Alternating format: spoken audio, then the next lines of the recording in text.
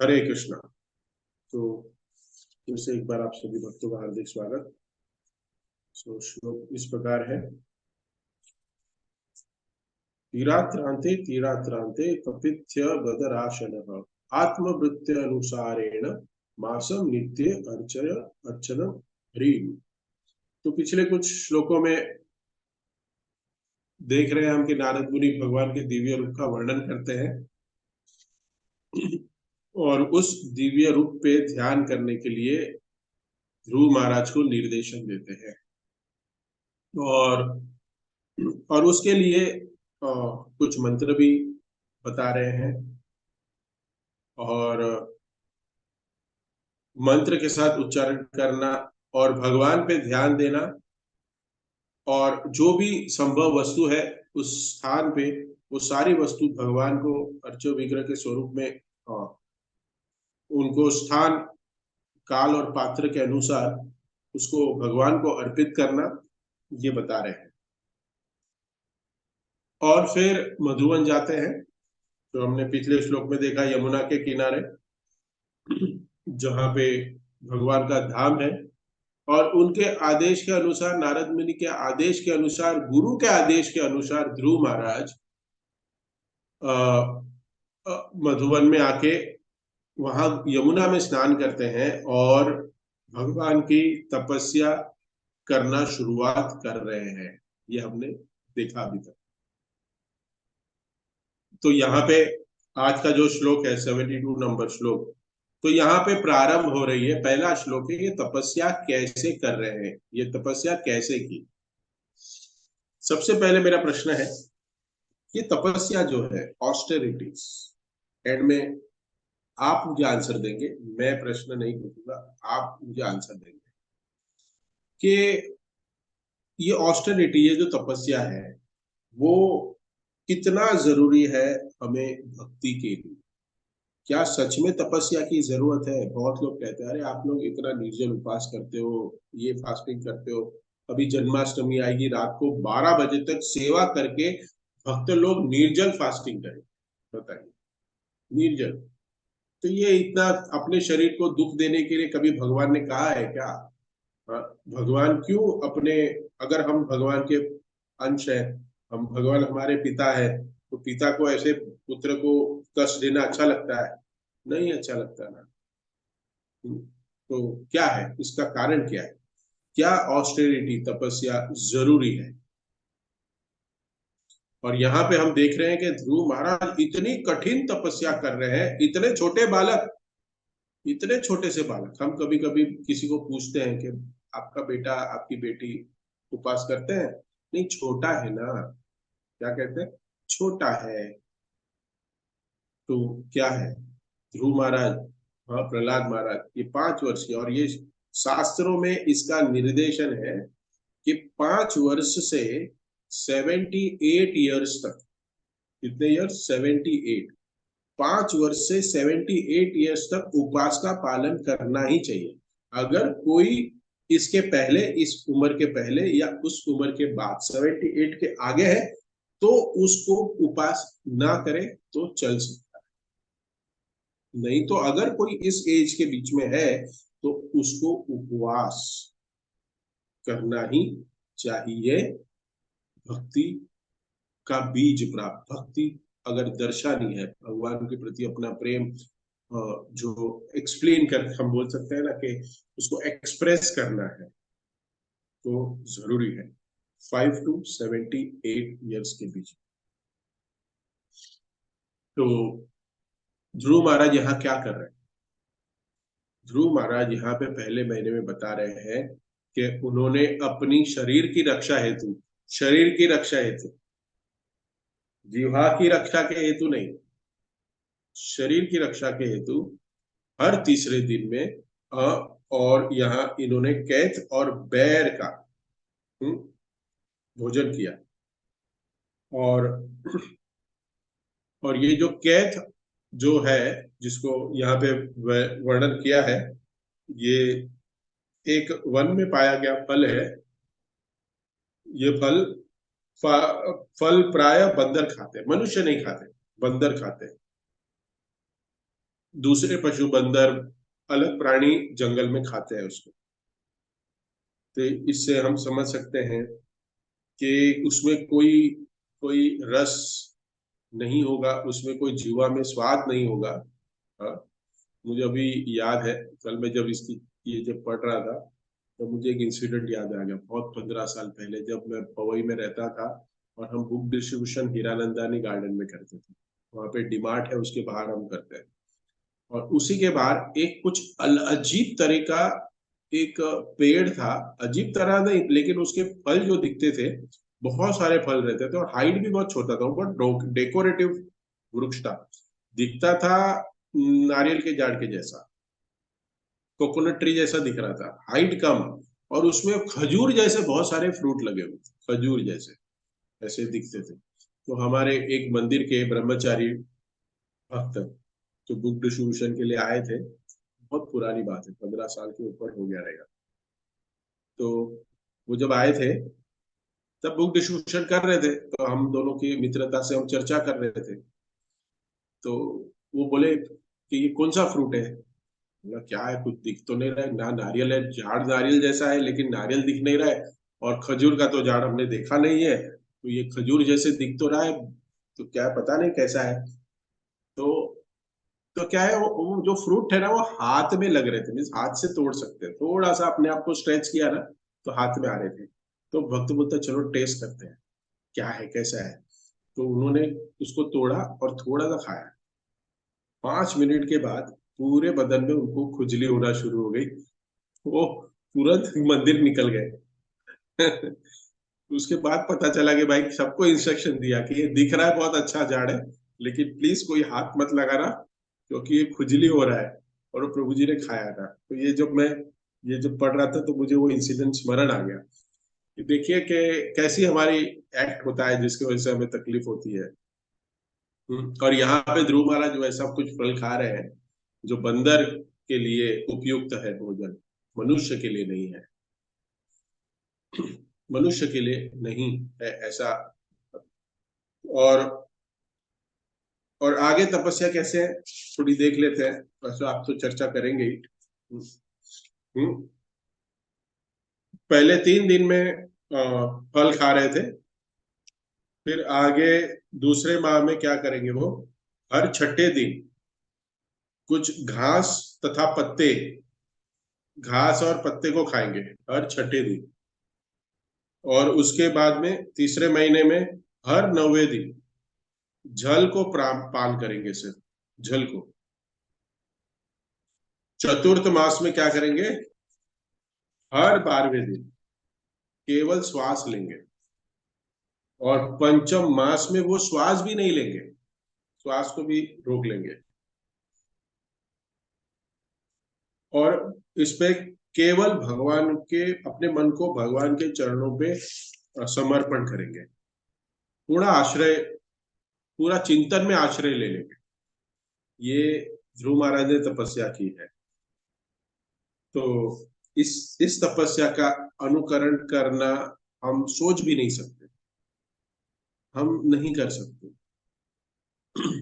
तो यहाँ पे श्री प्रभुपाद तात्पर्य में बता रहे हैं कि ध्रुव महाराज ने स्वाद की तृप्ति के लिए, वरन शरीर के निर्वाह के लिए ऐसे फलों को ग्रहण करना स्वीकार किया। शरीर को भोजन चाहिए, किंतु भक्त को चाहिए कि जीव की तुष्टि के लिए भोजन ना करे। श्रीमद् भगवत गीता में आदेश है कि शरीर को स्वस्थ रखने भर के लिए ही भोजन किया जाए, विलास के लिए नहीं। बताइए। तो जो भोजन है आज के समय में जीवा में, हमेशा के लिए, आज नहीं, ये जो जो टेस्ट है जीवा का, जो भोजन का टेस्ट है, ये सदियों से, मतलब ये अनादि काल से है कि स्वादिष्ट भोजन कराना, तुष्ट कराना अतिथियों को या भगवान को, ये एक एक जनरल माना गया है। लेकिन यहाँ पे तो कुछ अलग ही पता चल रहा है कि शरीर को और आत्मा को इकट्ठा करने के लिए जितना भोजन की जरूरत है, उतना ही खाना चाहिए, पौष्टिक आहार। जीवा में कंट्रोल करना हमेशा बताया गया है। अगर आज के ये सब उद्देश्य लेके अगर किसी के पास जाए, हाँ, हाँ, हमारे ऑफिस में जाए या हमारे परिवार वालों के पास जाए और कहें, तो ये कितना उनको सरप्राइजिंग होगा, क्योंकि आज तो पूरी दुनिया जीवा के टेस्ट के ऊपर ही चल रही है। देखो, और जो चीज टेस्ट की जरूरत नहीं है उसको हमें घर घर पहुंचाया जा रहा है ऐप के द्वारा। बड़ी बड़ी कंपनियां बन गई जो आपको जरूरत नहीं है। हाँ, बड़े बड़े बोर्ड हो, बिलबोर्ड लग रहे हैं, बड़े बड़े एडवर्टाइजिंग हो रही है। यूट्यूब पे भी हम लेक्चर सुनते हैं तो आता है और टेम्प्ट करते हैं खाने के लिए। अलग अलग चीजें। हाँ, तो हमारा टेम्पटेशन बढ़ता है। लेकिन इस पे यहाँ कह रहे हैं कि जीवा के लिए, टेस्ट के लिए हमें शरीर का निर्वाह नहीं करना है। लोग कहते हैं ना, कोई लोग खाने के लिए जीते हैं और कोई लोग जीने के लिए खाते हैं। तो हमें क्या करना चाहिए? खाने के लिए जीना चाहिए या जीने के लिए खाना चाहिए? एक भक्त जो है वो जीने के लिए खाता है। हाँ, अपना जीवन निर्वाह करने के लिए जितना जरूरत है उतना ही खाता है। यहाँ पे ये अ, हमें पता चलता है, ये बहुत इंपॉर्टेंट है ये, कि जितनी जुआ में हमारा कंट्रोल होगा, हम्म, उतना ही हमें हम देख सकते हैं कि हम भक्ति में अग्रसर बन सकते हैं। तो भक्त जो है ना, वो भक्त प्रसाद को ग्रहण करता है। तो प्रसाद को ग्रहण करने के पहले जो भी बनाता है, जो भी भोग बनाता है, उसका प्रथम अधिकार भगवान का है। तो भगवान को अर्पण करते हैं। हाँ, तो शिल प्रभुपाद ने भी यही हमें सिखाया। हम देखते हैं प्रभुपाद लीलामृत में कि प्रसाद बहुत स्वादिष्ट बनाते थे, लेकिन उस प्रसाद को भगवान को भोग बनाते थे और उसको भगवान को अर्पण करते थे, और अर्पण करने के बाद उसको ग्रहण करते थे। हर एक भक्त को ये प्रभुपाद ने हमें इस संस्था में सिखाया गया है। और प्रभुपाद ने अपने अनुयायी, अपने शिष्यों को फॉरेन में भी इसी तरह से प्रैक्टिस करने को सिखाया। Without offering we can not eat. तो भगवान इसको ग्रहण करते हैं और प्रसाद के रूप में। हाँ, और ये प्रसाद के रूप में हमें जब मिलता है तब भक्त प्रेम से ये खाता है। हम्म भगवान भगवत गीता में क्या बताते हैं? पत्रम पुष्पम फलम तो यो में भक्ता प्रयश्यति तदहम भक्ति उपतरम शिष्यम प्रयतात्मनः। तो श्लोक में 2 बार भक्ति का वर्णन है। 2 बार भक्ति शब्द का उपयोग कर रहे हैं भक्त के साथ, भक्ति के साथ भक्त। अगर भक्ति के साथ भक्त में अगर अर्पण किया है तो मैं उसको ग्रहण करता।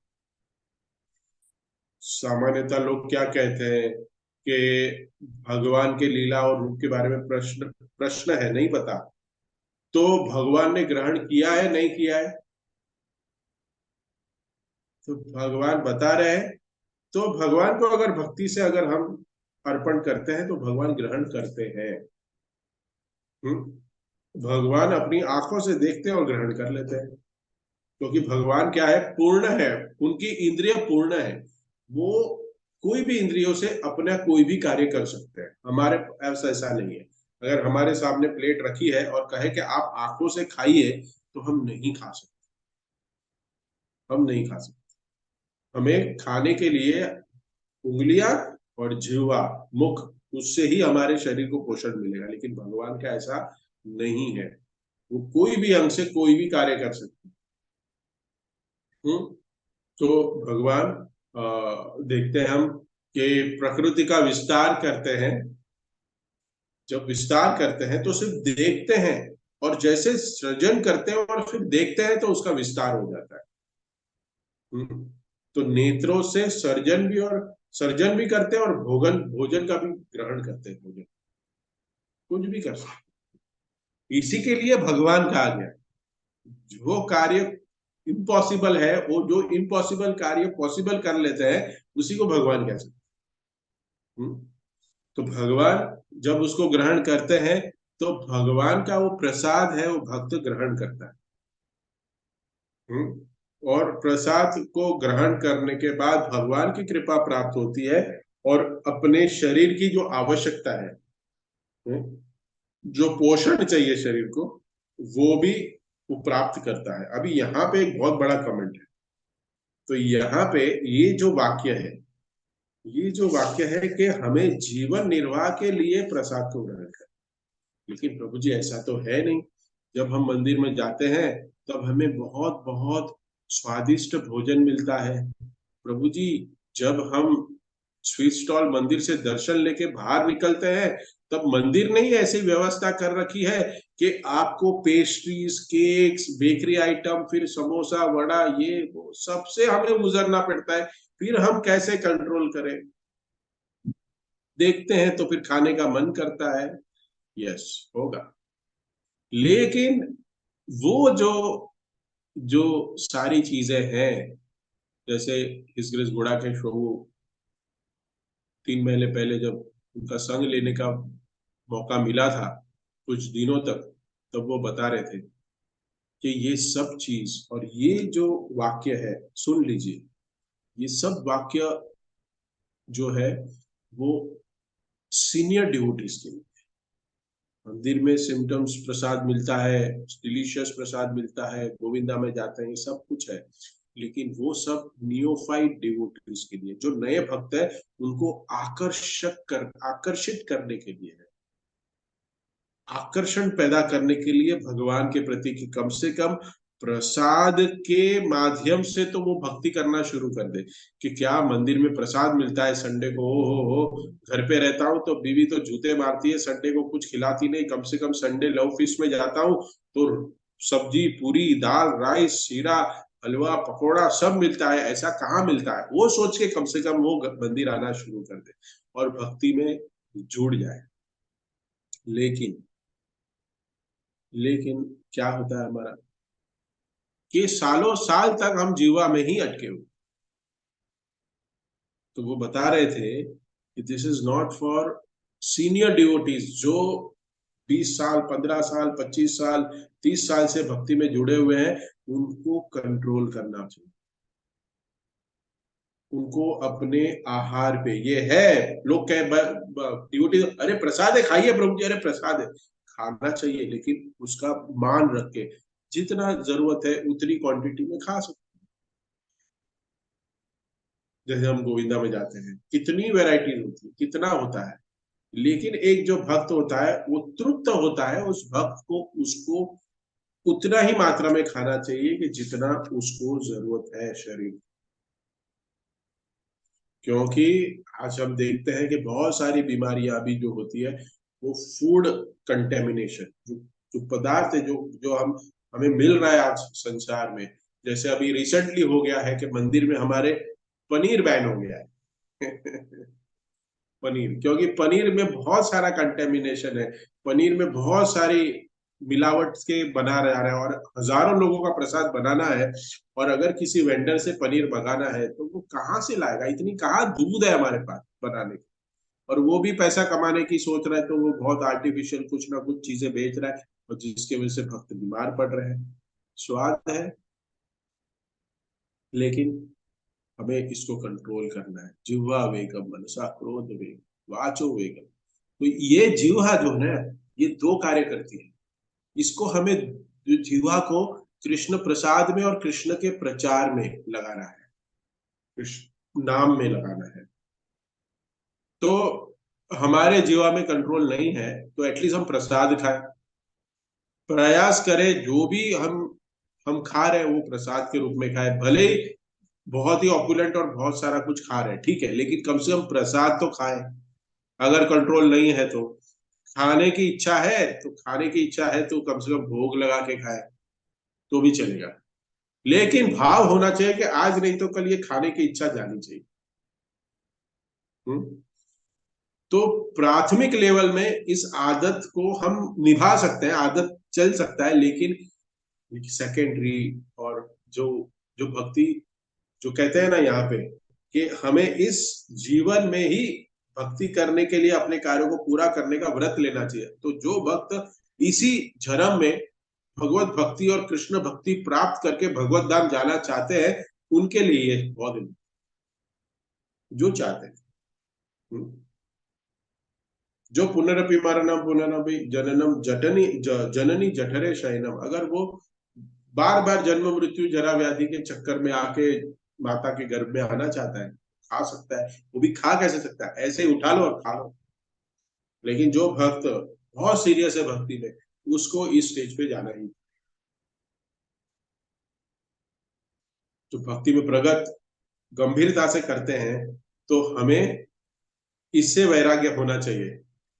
भले प्रसाद से भी वैराग्य हो जाए, अरे प्रभु जी प्रसाद को आप ठुकरा रहे, प्रसाद नहीं चलेगा, प्रसाद से भी वैराग्य होना चाहिए। हाँ? कि भगवान की कृपा से आश्रम में जो भी मिल रहा है, हमारे घर पे जो भी मिल रहा है, उसे संतुष्ट होना चाहिए। बहुत डिफिकल्ट है, मैं बता रहा हूँ, जो मेरे जीवन में भी मुझे पालना, इस श्लोक के बाद मैं भी सोच रहा हूँ कि इसको मैं कुछ हद तक मैं इसको अपने जीवन में उतारूं। लेकिन फिर भी कहने के लिए कहना पड़ता है, क्योंकि यहाँ पे वो आदेश आ रहा है, और ये कहूंगा तो कम से कम मैं भी अपने जीवन में उतारूं। तो फेस्टिवल होते हैं, बहुत कुछ होगा।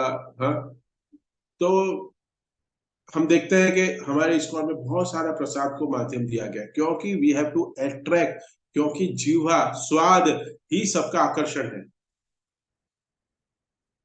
इसके लिए वो इनिशियली, ये एक प्रभुपाद ने क्या कहते हैं, प्रभुपाद ने ये एक रचा है, ये एक क्या कहते हैं, झाल है ये प्रसाद का जाल।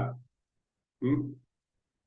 तो हमें ये नहीं सोचना है कि हमें यही चाहिए, हमें वही चाहिए, हमें यही करना होगा, हम ऐसे ही खाएंगे। नहीं, जो भगवान की कृपा से हमें मिल रहा है, उससे तृप्त रहना है। और जैसे हम हमारे जीवन में जीवा को कंट्रोल करने का प्रयास करते हैं, तो जैसे जीवा कंट्रोल हो जाती है, वैसे हमने देखा है कि बाकी इंद्रियां भी कंट्रोल हो जाती है, अपने आप तृप्त हो जाती है। हम्म। तो जीवा पे हमें कंट्रोल करना है।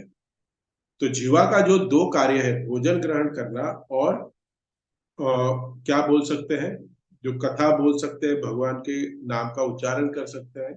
हाँ, और कृष्ण प्रसाद ग्रहण कर सकते हैं, बहुत इंपॉर्टेंट। और यही रघुनाथ दास गोस्वामी को चैतन्य महाप्रभु ने कहा कि आपको ग्राम्य कथा ना सुनीबे, ग्राम्य वार्ता ना करीबे। ग्राम्य कथा और ग्राम्य वार्ता से हमें अपने आप को वर्जित, हमें उससे दूर रखना है, जीवा से। तो फिर प्रभु जी कुछ बोले ही नहीं, नहीं, जितना जरूरी है उतना बोले तो वो ग्राम्य वार्ता नहीं है। जैसे हम ऑफिस में जाते हैं, किसी से कुछ काम, कोई हमें ऑर्डर दे रहा है तो हमें उसको सुनना है, किसी को कुछ बोलना है तो हमें उसको बोलना है, कुछ इंस्ट्रक्शन देना है, वही उतना बोले, तो वो ग्राम्य वार्ता नहीं है, हमारी जरूरत की चीज है। लेकिन उसको छोड़ के, अरे कल क्या हुआ, बारिश नहीं हुआ, ये हो गया, उधर बदलापुर में ये हो गया, कलकत्ता में ये हो गया, ये हो गया, वो हो गया, ये ग्राम्य वार्ता। सुनने में आता है बहुत कुछ, लेकिन वो ना करें, इसको कंट्रोल करें। तो यहाँ पे हमें शिक्षा दे रहे ध्रुव महाराज। ये ध्रुव महाराज के जो ये है, मैं आपको निवेदन करूंगा कि कल जो आप श्लोक लोगे, तो मैं प्रभु जी से निवेदन करूंगा कि 73 से 78 एक साथ ले लें, क्योंकि उसमें सारा तपस्या का वर्णन किया गया है। क्योंकि आज का श्लोक भी एक साथ लेना चाहिए था, लेकिन मुझे एक ही श्लोक दिया गया, तो साथ में ले लें सभी श्लोक। तपस्या बहुत इंपॉर्टेंट है। तो ध्रुव महाराज की भक्ति की जो प्रक्रिया है, इसको भली बात ही हमें समझना चाहिए। उन्होंने कितने कष्ट के से दिन बिताए, यह अगले श्लोकों में बताया जाएगा। और ध्रुव महाराज तपस्या करके हमें शिक्षा दे रहे हैं। तपस्या क्या है? तपस्या वही है कि to voluntarily accept something which is difficult to follow. जो ऐसी चीज का पालन करना, अपने अपने इच्छा से, हमारी इच्छा से हमें कुछ तपस्या, कुछ ऐसे कष्ट को भोगना हमारी इच्छा से, और वो भी कैसे, वो भी भक्ति के लिए, भगवान की अनन्य भक्ति प्राप्त करने के लिए। अगर हम उसको तपस्या कर रहे हैं, कष्ट भोग रहे हैं, तो ही उसको तपस्या कहते हैं, कष्ट भोग। इसमें दो चीजें हैं, जैसे किसी के पास बहुत गरीब है, उसको खाने के लिए है ही नहीं, लेकिन भक्ति नहीं कर रहा है, वो खाने के लिए उसका उपास हो गया पूरा दिन आज, तो वो तपस्या नहीं है, नहीं है। और किसी के पास अगर हम कहें कि कुछ खाने के लिए है, उसके पास बहुत है, सब कुछ है, ऐश्वर्य है, सब कुछ है, लेकिन भगवान की भक्ति प्राप्त करने के लिए वो उपास नहीं कर रहा है, वो कुछ भौतिक भौतिक वस्तु प्राप्त करने के लिए, भौतिक चीजों की संतुष्टि प्राप्त करने के लिए वो अपने आप को तकलीफ दे रहे। जैसे कहा गया है कि भाई इतने उपवास करो आपको अच्छी बीवी मिलेगी, इतने उपवास करो तो आपको ऐश्वर्य मिलेगा, इतने उपवास करो, ये मंगलवार करो, शुक्रवार करो, गुरुवार करो, रविवार करो, तो आपको ये सिद्धि मिलेगी, वो मिलेगी। अगर वो सब प्राप्त करने के लिए अगर कर रहा है तो वो तपस्या नहीं है। दिस इज नॉट तपस्या। तपस्या होती है सिर्फ और सिर्फ तीन इंस्ट्रक्शन बोले तो, कुछ कष्ट जो शरीर को हम कष्ट देने वाले हैं, वो कष्ट क्यों दे रहे हैं? हमारी इच्छा से। सबसे पहला कि मेरी इच्छा है, मुझे ऊपर, मेरे ऊपर किसी ने दबाव नहीं डाला है, मुझे करना है, मैं करूंगा। नहीं नहीं, प्रभु जी ने बोला है जन्माष्टमी का उपवास निर्जल रखना है, भी करना पड़ेगा, सब कर रहे हैं तो मुझे भी करना पड़ेगा। इच्छा है करने की, और वो करके क्या प्राप्त करना है? वो करके हमें भगवान कृष्ण की कृपा प्राप्त कर। अगर इस उद्देश्य से कोई अपने शरीर को कष्ट दे रहा है, शरीर को कष्ट, क्योंकि कष्ट ही है, पानी नहीं पिएंगे, एक टाइम खाएंगे, कुछ नहीं खाएंगे, सेवा करेंगे, तो ये कष्ट है। अगर वो कष्ट अपनी इच्छा से भगवान की संतुष्टि के लिए है, तो उसको तपस्या कहते हैं,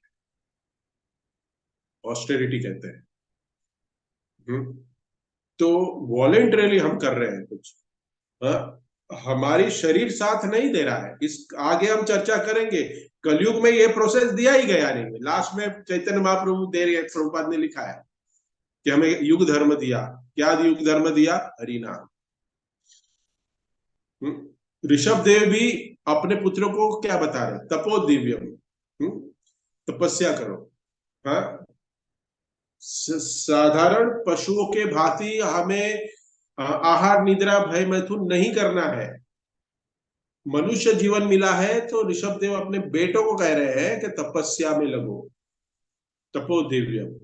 तो आज के समय में तपस्या क्या है?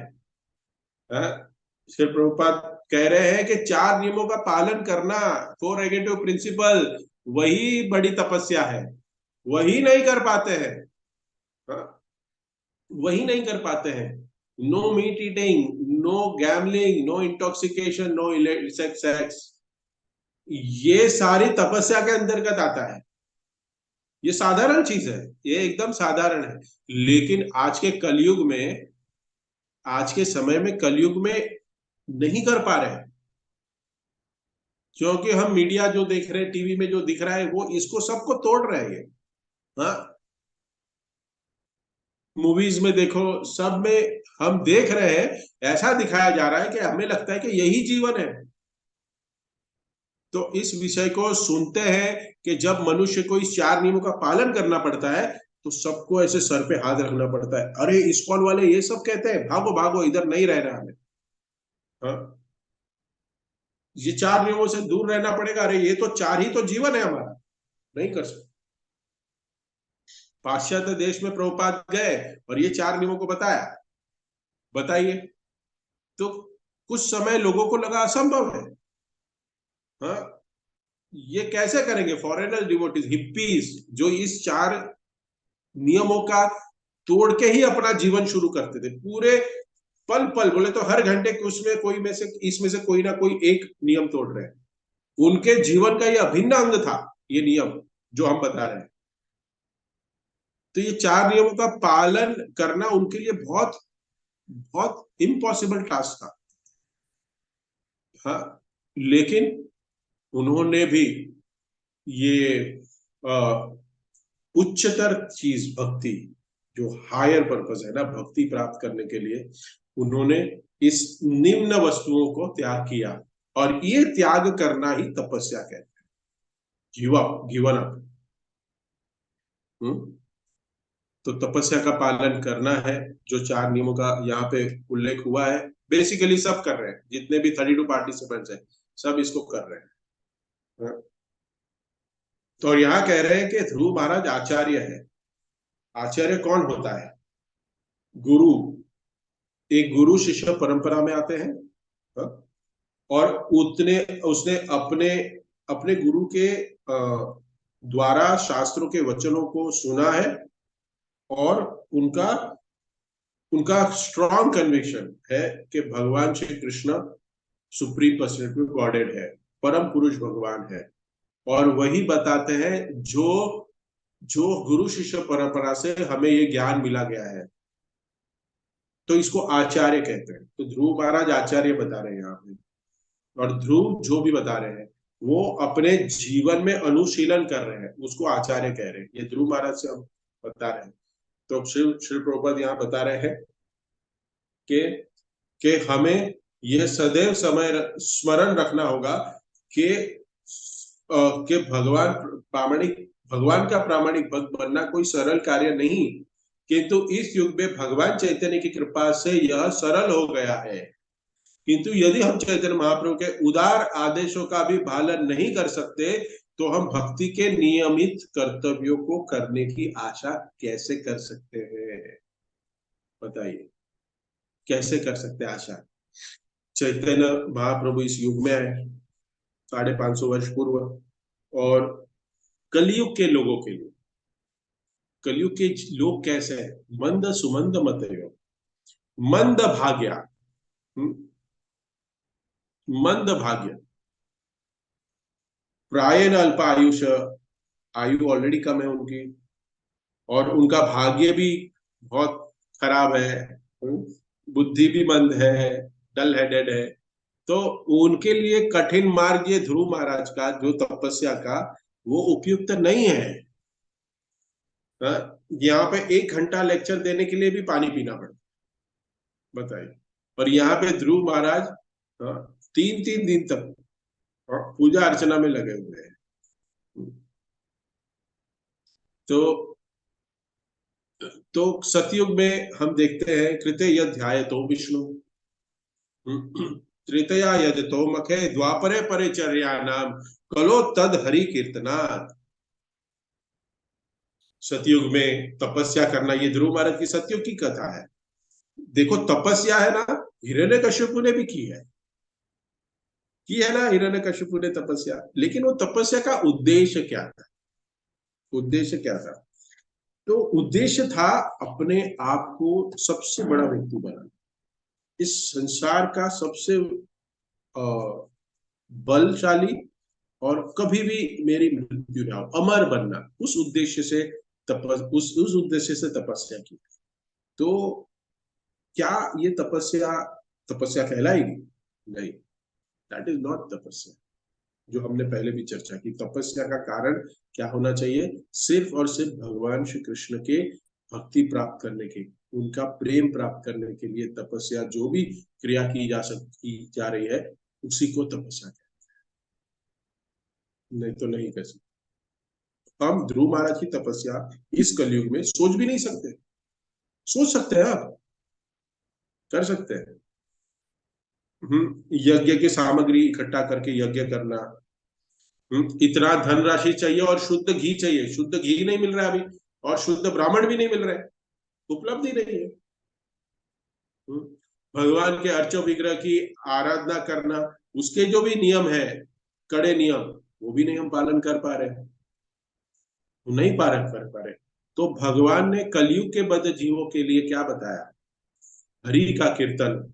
हाँ, तो हमें बताया कलौ तद हरि कीर्तनाथ। तो कठिन तपस्या से जो ध्रुव महाराज ने भगवान का दर्शन प्राप्त किया, वही हमें भगवान का नाम का उच्चारण करके हरे कृष्णा कृष्णा कृष्णा हरे हरे, हरे राम राम राम हरे हरे, ये सिंपल हरे कृष्ण महामंत्र का जप का उच्चारण करते हुए हमें प्राप्त हो सकता है वही फल, वही कृपा, वही भक्ति, हमें सिर्फ भगवान के नाम का उच्चारण करके प्राप्त होने वाली।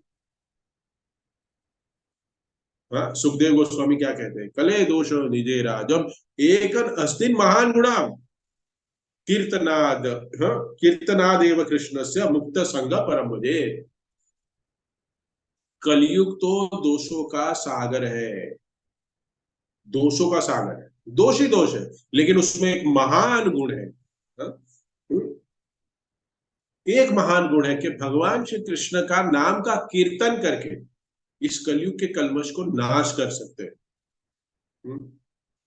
चैतन्य महाप्रभु आके हमें ये युग धर्म दिया हमें।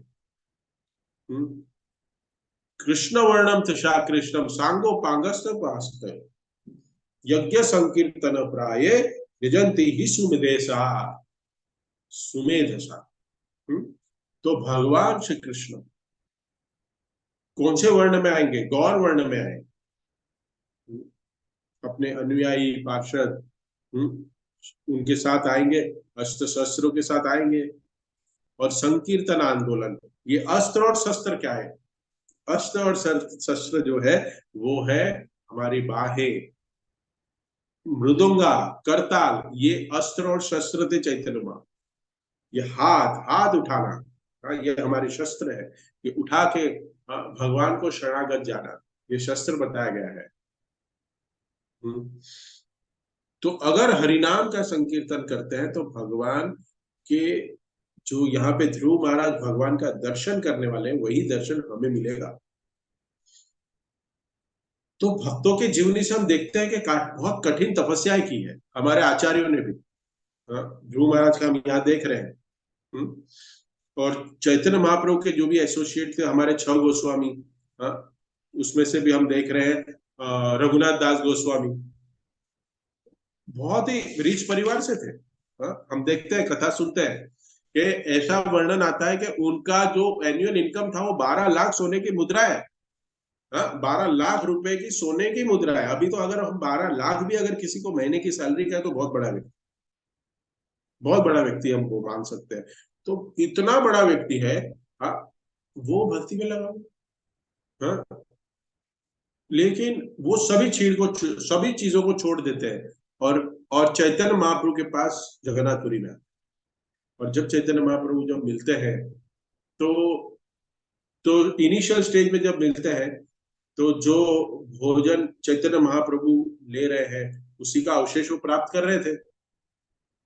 जो गोविंद था चैतन्य महाप्रभु का सर्वेंट, तो वो ले देते थे उनको। कुछ समय के बाद वो भी लेना बंद कर दिया। सुनिएगा ये इस कथा, ये हम सबको सुनने के है कि उसके बाद महाप्रसाद भी लेना बंद कर दिया, वो भी स्वयं चैतन्य महाप्रभु। अरे प्रभु जी, महाराज का महाप्रसाद है, आप ठुकरा रहे हो, अपराध हो जाएगा। अपराध हो जाएगा, बताइए। तो तो उसके बाद जगन्नाथपुरी में जो प्रसाद बच जाता था उसको थोड़ा थोड़ा लेते थे, थोड़ा प्रसाद। और कुछ समय के बाद वो सिंह द्वार के बाद उधर भी नहीं खड़े हैं वो, और फिर देखते हैं कि जो प्रसाद अन्न बाजार में बच जाता है, खराब हो जाता है, सड़ जाता है, फिर क्या होता है, जिसको गाय भी नहीं खाती है उसको जाके वो धोके उसका पानी पीते हैं, उसको ग्रहण करते और उसको धोके खाते हैं। तो ये स्वरूप दामोदर ने देखा कि बहुत विशेष खा रहे हैं, ये कुछ विशेष अन्न खा रहे हैं, क्योंकि दिन ब दिन रघुनाथ दास गोस्वामी का तेज बढ़ते जा रहा है, भक्ति की तीव्रता बढ़ते जा रही है। तो स्वरूप दामोदर कह रहे हैं यार तुम क्या दिव्य चीज खा रहे हो कि तुम्हारा इतनी भक्ति में अगाध प्रेम बढ़ रहा है, मुझे भी दो।